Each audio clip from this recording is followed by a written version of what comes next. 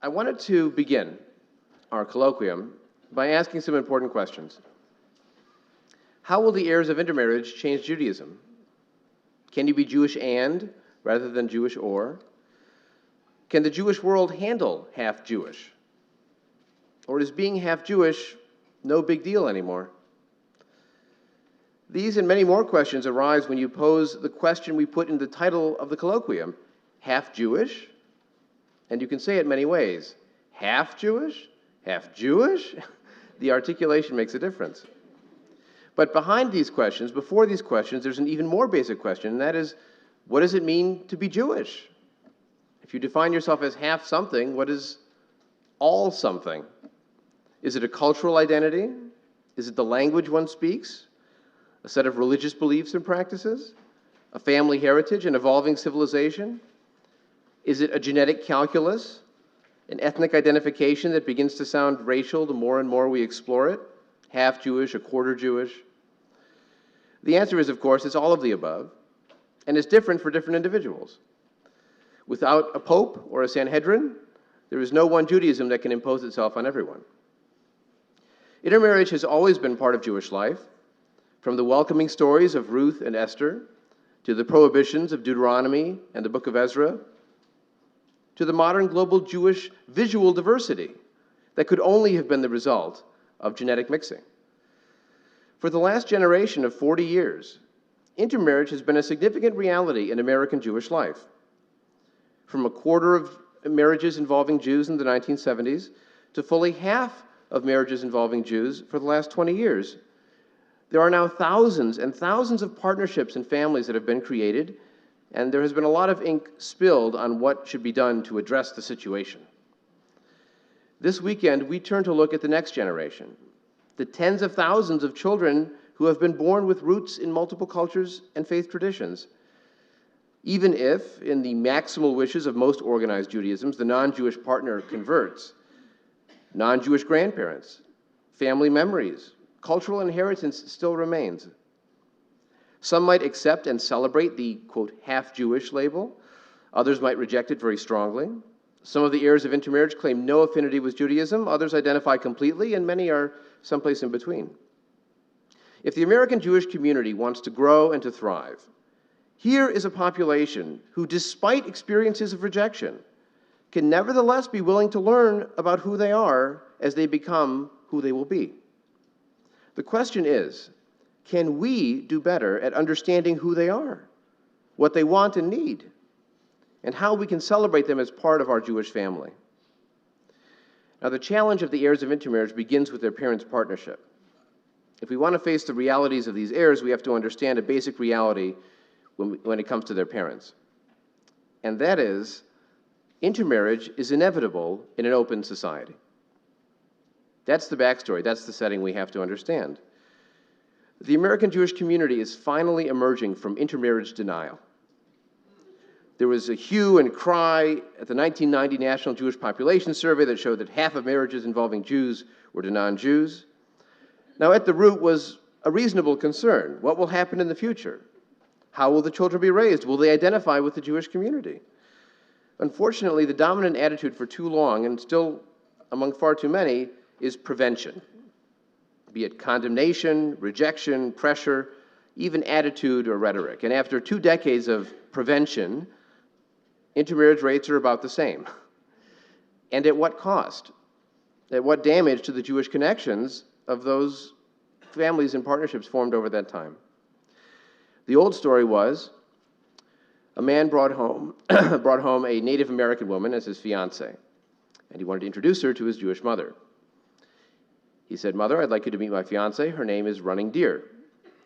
And the mother held out a hand and said, "Sitting Shiva."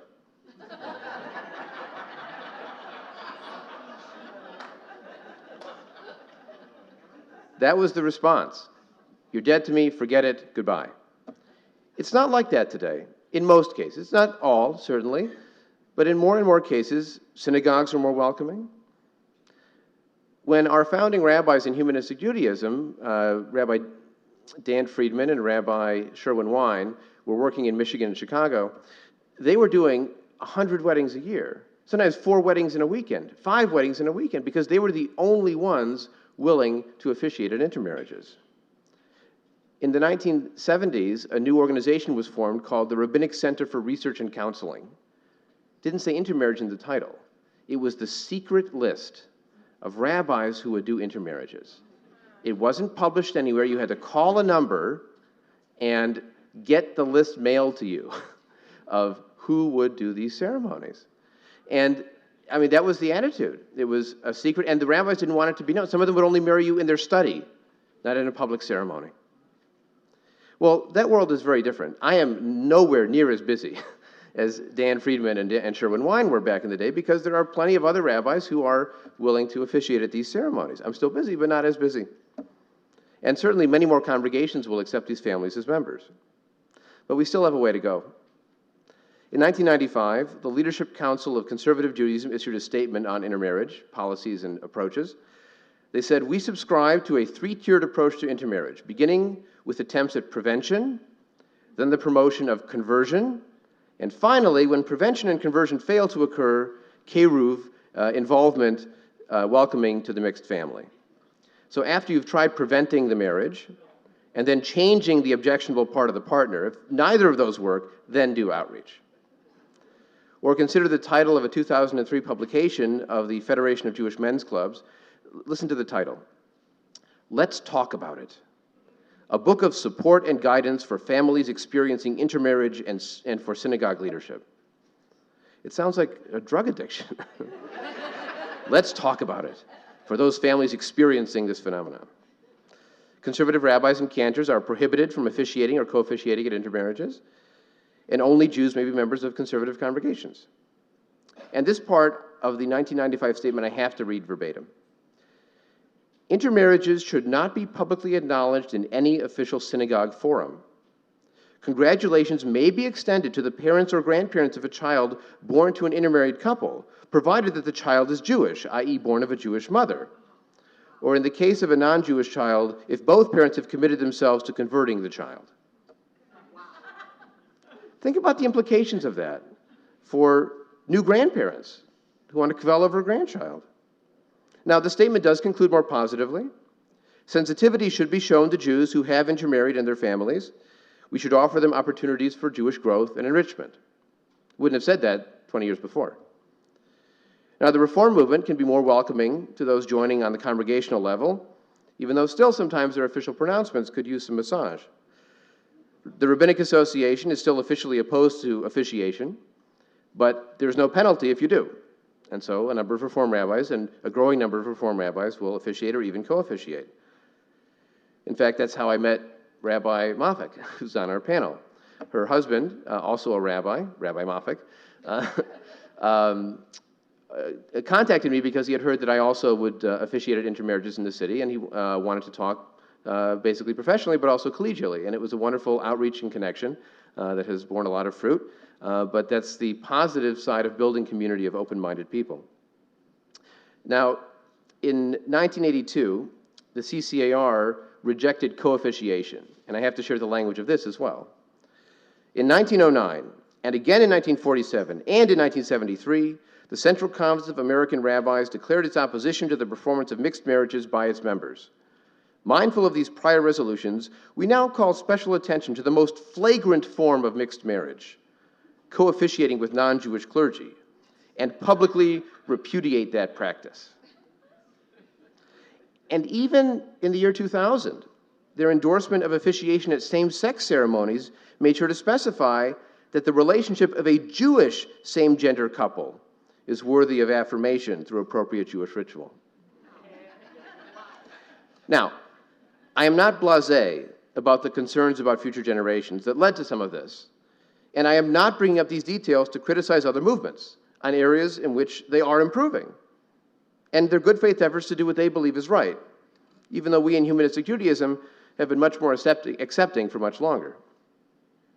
There's a couple I met when I first came to my congregation where they had gone to their family rabbi to get married. She'd met a wonderful young man at the University of Michigan, and he berated them in his office. "How could you do this? This is terrible." Well, her father went to see if he could work something out with the rabbi. No dice. But what was different there is her parents quit the congregation. They said, if you won't serve our kids, then we won't be here. Well, unfortunately, that hasn't happened enough. But those kind of stories about being lectured, and that's a lot more rare. Not gone, but more rare, and that's good. The American Reform movement accepting patrilineal descent was a positive step, a more accepting step. Although it should be noted that that doesn't apply elsewhere in the Reform world necessarily. Not every part of the Reform world across the globe accepts patrilineal descent. But it was a very important step. The outreach efforts, organizations like interfaithfamily.com, the Jewish Outreach Institute, Jews in All Hues, multi-heritage Jewish network. I mean, there's all kinds of these groups that are doing important work.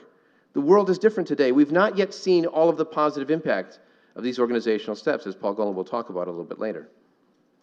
But the change is happening faster out there on the Jewish street, among non-professional, non-organized Jews. In the year 2000, the American Jewish Committee organized an annual survey of American Jewish opinion. They do this every year.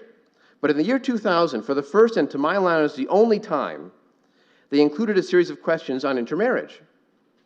And the results were not what they wanted at all.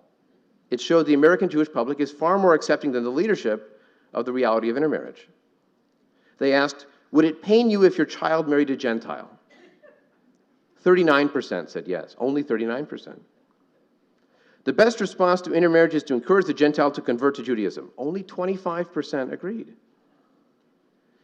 50% agreed it is racist to oppose Jewish-Gentile intermarriages. And 80% agreed intermarriage is inevitable in an open society. They were asked about rabbinic officiation at intermarriages. And again, the difference is stark.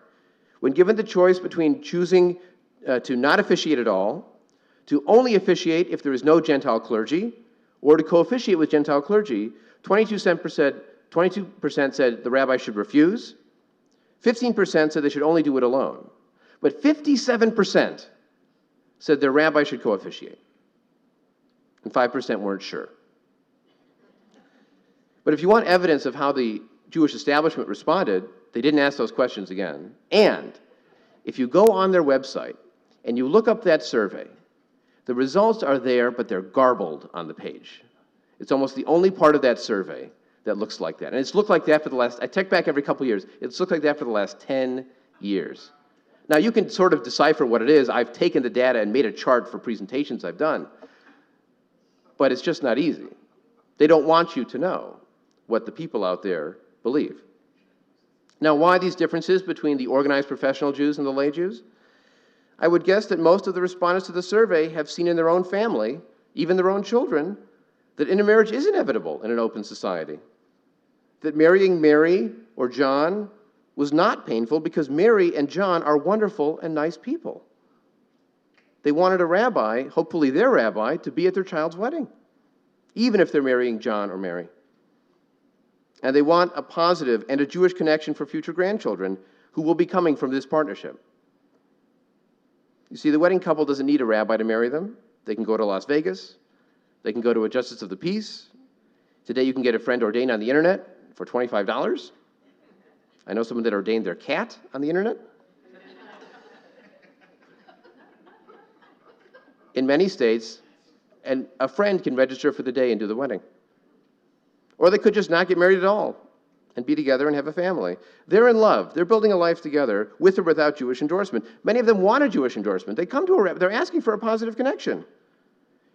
Some rabbis reject them with an oy vey, but some have learned to welcome them with a mazel tov. But the reality of intermarriage or interpartnership, the reality that the lay Jews have accepted, is that this is inevitable, and not just for Jews, by the way. You know, the old joke is that Jews are like everyone else, only more so. In 1961, when Barack Obama's presidents were married, fewer than 1 in 1,000 marriages involved black and white partners, and today it's 1 in 60. In 2008, 14% of new marriages were interethnic or interracial. And I'm not sure if that study counted an Irish-Italian partnership as an interethnic partnership. If not, the numbers are even higher. Intermarriage is inevitable. Love changes everything, even Judaism. This is the backstory. This is the setting, the context for today's heirs of intermarriage. And this is also the landscape they will find as they go out into the world to find partners for themselves. Now, the Jewish world has had conference after conference saying, what will happen to the kids? What will happen to the kids? Trying to play prophetic, seeing what's going to happen. Well, we in Humanistic Judaism are a non-profit organization. We want to see results. What has happened? While today's adult heirs of intermarriage were being conceived and raised, the strategy and rhetoric was prevent, manage, cope with. What have been the results? Well, the young adults we see now. Their experiences, their attitudes we explore this weekend, they are the product of choices made by their parents and by the Jewish community in the last decades. Let's find out what really happened.